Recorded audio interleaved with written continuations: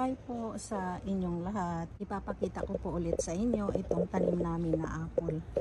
Ganito na po siya. Mayroon ng bakod. Paikot. Nilagyan po namin ng bakod para hindi po pasukin ng mga hayop katulad ng raccoon. Ito po yung raccoon. Umaatake po sila tuwing gabi.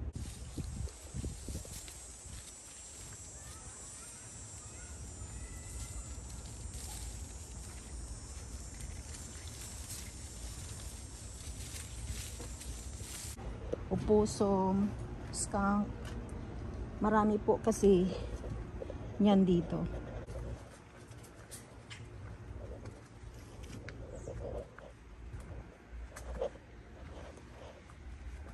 Ayan. Ganyan kataas yung apple. Yan ang puno at ganun po siya kataas. Papasok na po tayo dito sa loob. Ito po yung sanga na grafted. Madami siyang bunga. Ito yung yellow green kapag nahinog. At yung original naman po na puno. Ayan. Yan po ang bunga ng original na puno. Binalot ko po ng plastic. Mas malaki po ang bunga ng original na puno kaysa sa mga grafted. Ito po, grafted yan. Kulay pink kapag nahinog. Pero napakarami po ang kanilang bunga. Binawasan ko na nga po yan eh.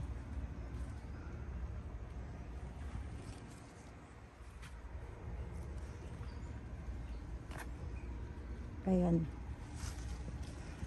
Sobrang dami.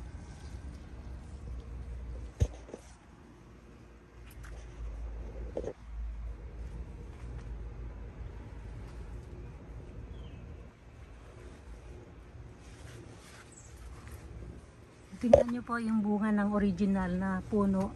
Fresh na fresh siya kumpara dito sa grafted.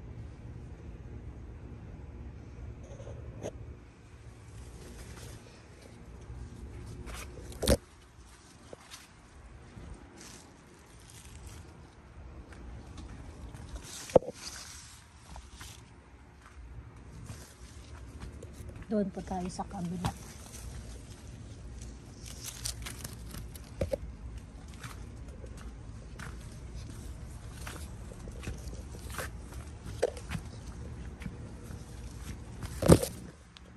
Ayan po, yung sanga halos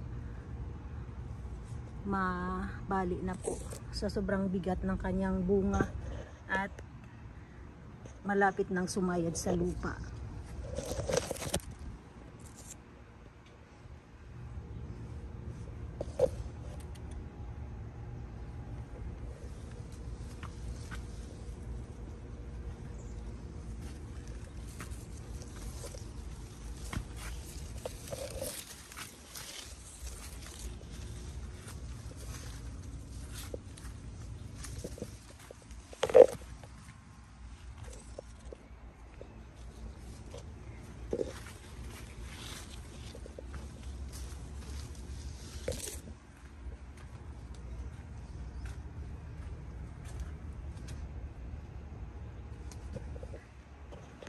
Hanggang dito na lang po. Maraming salamat sa inyong lahat.